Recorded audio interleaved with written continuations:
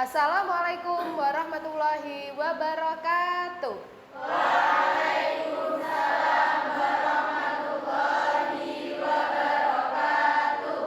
Sudah berdoa tadi? Belum. Kita berdoa dulu ya teman-teman ya.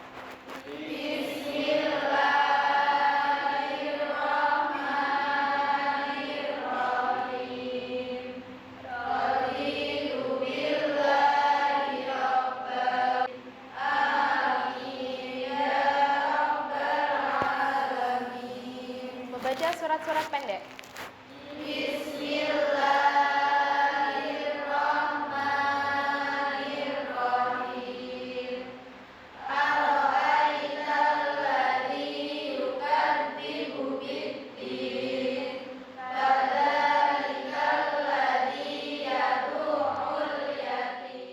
Materi hari ini?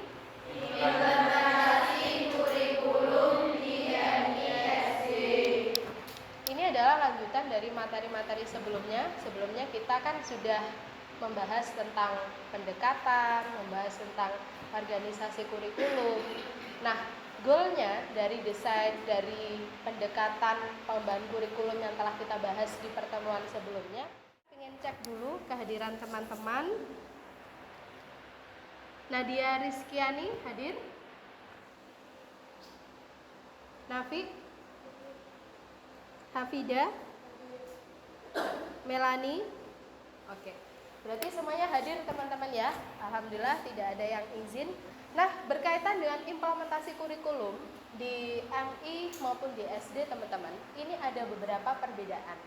Memang kadang implementasi kurikulum di MI, SD dengan jenjang pendidikan yang menengah, yakni SMA dasar, itu implementasinya di sekolah memang sesuai dengan karakteristik setiap kurikulum atau seperti apa? Mungkin teman-teman ada yang pernah melakukan pengamatan, atau kalau di PGMI kan ada PGMI mengajar tuh. Nah, dari kegiatan itu mungkin teman-teman bisa memotret bagaimana sih implementasi kurikulum. Oke, saya tunjuk yang belakang ya. Oke, gimana Mbak Melia? Silakan, gimana? Berdiri, oke. Terima kasih untuk kesempatannya. Kalau menurut saya kemarin menjadi panitia nomor mengajar di salah satu lembaga pendidikan di Bukit Maklum untuk implementasi kurikulum. Ini di sana masih melakukan penyesuaian karena kan dari kurikulum tugas sama kurikulum kita untuk MI itu gurunya belum bisa dilakukan, jadi masih biasa untuk kelas. Oh gitu. Jadi guru masih istilahnya tahap mencoba untuk mengimplementasikan kurikulum merdeka secara ideal, masih tahap itu ya. Oke. Terima kasih Mbak Melia. Selanjutnya siapa lagi tadi yang katakan? Oh Mas Lito, silakan. Terima kasih atas kesempatannya. Jadi berdasarkan pengamatan saya dan juga ibu saya seorang guru, untuk pengimplementasian kurikulum merdeka itu saya rasa masih belum maksimal untuk diimplementasikan di suatu lembaga. Kenapa belum maksimal? Karena guru atau pendidik di lembaga, yaitu lembaga sekolah SDN Makassar 1, itu mereka belum paham apa itu kurikulum merdeka dan bagaimana cara pengimplementasiannya ke peserta didik. Jadi mereka masih bingung harus mengambil langkah seperti apa. Jadi di lembaga SDN Makassar 1 itu masih menggunakan kurikulum kan 13. Baik, terima kasih Mas Rito. Jadi kalau dari informasi beberapa teman kita ya teman-teman, bahwa implementasi kurikulum merdeka yang saat ini sedang diimplementasikan oleh mayoritas sekolah, itu memang masih kebanyakan namanya saja yang masih kurikulum merdeka. Tapi proses pembelajarannya masih terbawa arus, dalam artian masih mengikuti proses pembelajaran kurikulum 2013. Itu saya rasa tidak hanya problem saat ini, tapi di kurikulum-kurikulum sebelumnya juga tidak banyak yang terjadi hal seperti itu, teman-teman. Ketika awal implementasi kurikulum 2013, namanya sudah kurikulum 2013, tapi proses pembelajarannya masih belum menggunakan pendekatan saintifik. Nah, contohnya kayak gitu. Namanya sudah kurikulum merdeka, Tetapi ternyata dalam pembelajarannya belum memenuhi prinsip-prinsip dari kurikulum Merdeka itu sendiri. Nah, itu yang menjadi problem dalam implementasi kurikulum. Nah, dalam kurikulum Merdeka itu ada 3 pilihan, teman-teman. Ketika sekolah sudah memutuskan untuk menggunakan kurikulum Merdeka. Pilihan pertama, apa ini? Mandiri belajar. Kalau mandiri belajar itu menerapkan beberapa bagian dan prinsip kurikulum Merdeka tanpa mengganti kurikulum satuan pendidikan. Kalau mandiri berbagi, menerapkan kurikulum Merdeka dengan mengembangkan sendiri perangkat pembelajarannya. Dari modulnya sudah dikembangkan sendiri, tujuan pembelajarannya sudah dikembangkan sendiri, ATP-nya sampai asesmennya itu sudah dikembangkan sendiri. Itu namanya implementasi kurikulum Merdeka dengan tipe yang ketiga, yakni mandiri berbagi. Contoh implementasi kurikulum Merdeka di SD. Kalau ini di SD kebetulan ya contohnya. Diperhatikan, nanti saya minta ada kelompok yang memberikan tanggapan dari video ini.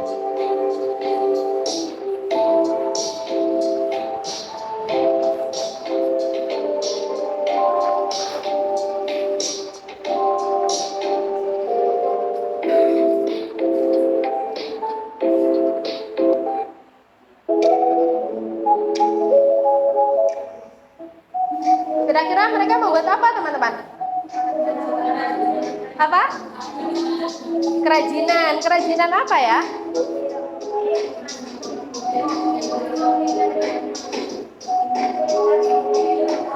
Apa? Mobil. Ada yang lain? Nah, ini contoh implementasi kurikulum Merdeka di jenjang pendidikan dasar atau SD. Dengan menggunakan model pembelajaran berbasis proyek. Kalau proyek, mereka kan harus mulai dari tahapan perencanaan. Jadi mereka sedang merencanakan kira-kira nanti mereka mau membuat apa dan desainnya seperti apa. Baru implementasinya.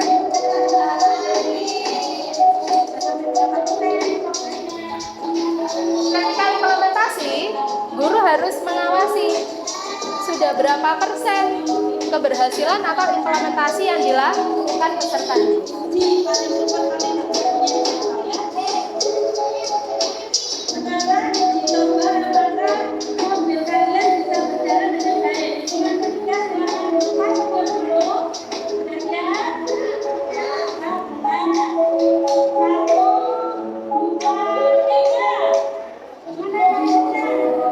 Ternyata ada yang bisa jalan, ada juga yang tidak bisa jalan.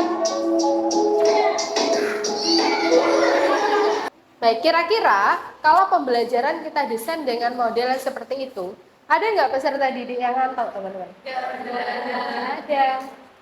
Nggak ada yang namanya di pojokan ngantuk, itu nggak ada. Kenapa? Karena semuanya aktif. Kira-kira keberagaman gaya belajar peserta didik bisa tercover nggak dengan model ini? Kenapa? Kelompok 1 mungkin gimana? Menurut Anda, apa yang bisa Anda tangkap dari model pembelajaran atau video yang mengimplementasikan kurikulum Merdeka ini menurut Anda gimana? Kesannya atau pelajaran yang bisa diambil? Kelompok 1? Ya, silakan berdiri.